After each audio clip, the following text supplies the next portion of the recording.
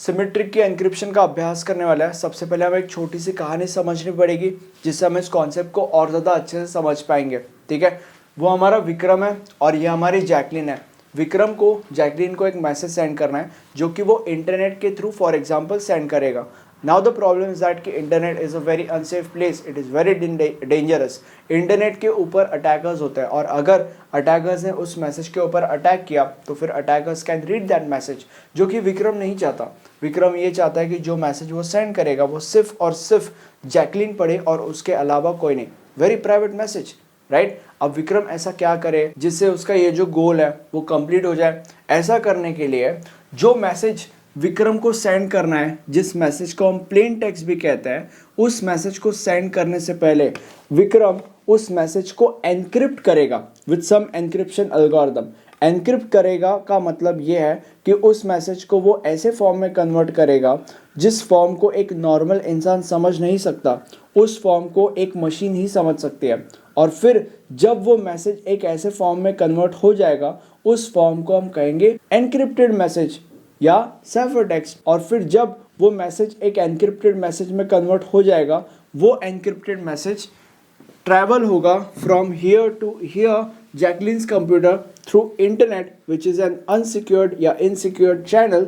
और फिर जब वो यहाँ पे पहुँचेगा to the Jacqueline's computer, Jacqueline का कंप्यूटर उस एनक्रिप्टेड मैसेज को डिक्रिप्ट करेगा with some decryption algorithm and then finally वो एनक्रिप्टेड मैसेज एक नॉर्मल मैसेज में कन्वर्ट हो जाएगा और फिर जैकलिन उस मैसेज को पढ़ सकती है या बेसिकली रीड कर सकती है।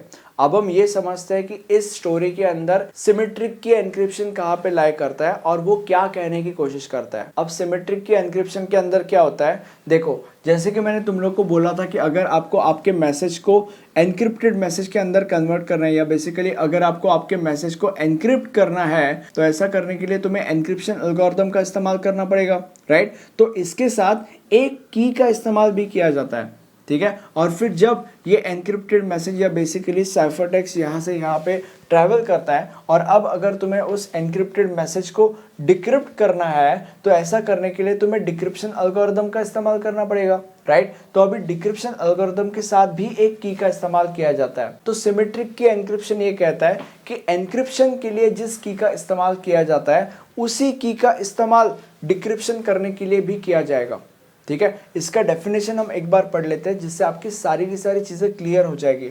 इन symmetric key encryption the key use for encryption is the same as the key use for decryption. मतलब एनक्रिप्शन के लिए जिस की का इस्तेमाल किया जाता है उसी की का इस्तेमाल डिक्रिप्शन करने के लिए भी किया जाएगा। अगर इसका एकदम सिंपल एग्जांपल मैं आपको दूं तो मैं आपको ये कहूँगा कि अगर आप आपके दरवाजे को लॉक लगाते हो तो उस लॉक को लॉक करने के लिए जो की आप यूज़ करोगे वही की उस लॉक को अनलॉक करने के लिए भी यूज़ होगी, राइट। बस यही है। अब हम ये समझते हैं कि सिमेट्रिक की एनक्रिप्शन के डिसएडवांटेजेस क्या है। हम ये समझते हैं कि इसमें एक बहुत बड़ा प्रॉब्लम क्या है। अब एकदम ध्यान से सुनना जो मैं तुम्हें कह रहा हूँ। देखो अभी तक तुम लोगों को ये पता चल चुका होगा कि सेंडर और रिसीवर एक ही की को शेयर करते हैं फॉर कम्युनिकेशन। तो क्या मैं ये कह सकता हूँ कि एक पेयर के अंदर एक की को यूज़ किया जाता है फॉर कम्युनिकेशन। तो तब क्या होगा जब चार एंटिटीज एक दूसरे के साथ कम्युनिकेट करना चाहते हैं। इमेजिन करो कि चार दोस्त हैं ए बी सी और डी और ये चार दोस्त एक दूसरे के साथ कम्युनिकेट करना चाहते हैं। तो अब क्या होगा, अगर सपोज ए और बी एक की शेयर कर रहे हैं तो ये सेम की बी और सी शेयर नहीं कर सकते। क्यों?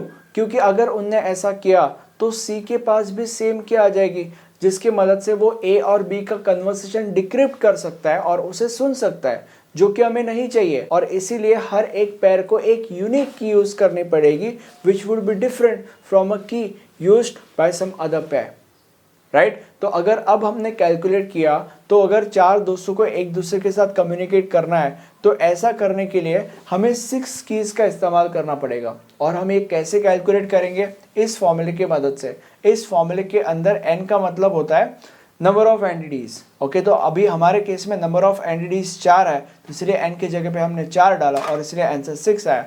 तो तो इसका मतलब अगर 4 दोस्तों को एक दूसरे के साथ कम्युनिकेट करना है तो उसके लिए 6 कीज का इस्तेमाल करना पड़ेगा। और अब अगर सपोज 4 की जगह पे 100 दोस्तों को एक दूसरे के साथ कम्युनिकेट करना है या एटलीस्ट 100 लोगों को एक दूसरे के साथ कम्युनिकेट करना है, तो अगर ऐसा करना है तो उसके लिए 4950 कीज का इस्तेमाल करना पड़ेगा।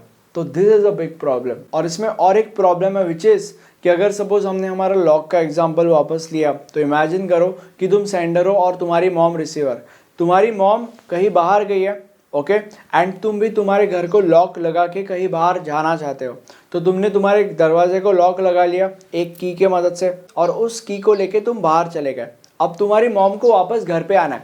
अगर उसको घर पे आना है तो उसको उस लॉक को खोलना पड़ेगा, राइट। तो अगर उसको ऐसा करना है तो तुम्हें उस की को उसे देना पड़ेगा। तो बेसिकली ये एक प्रॉब्लम है। और इसमें और एक प्रॉब्लम है विच इज जिस वे का इस्तेमाल आप करोगे उस की को उसे देने के लिए, वो वे एक सिक्योर्ड वे होना चाहिए। मतलब बेसिकली वो चैनल एक सिक्योर्ड चैनल होना चाहिए, क्योंकि अगर ऐसा नहीं हुआ तो कोई भी अटैकर अटैक कर सकता है और उस की को ले सकता है। और अगर वो की अटैकर के हाथ में चली गई तो फिर again he can read your message, या इस केस में वो तुम्हारा घर लूट सकता है, kind of that weird stuff. Okay, तो यहाँ पे द प्रॉब्लम इज कि एक तो सेंडर को रिसीवर को वो की देनी पड़ेगी and that too with the help of some secure channel.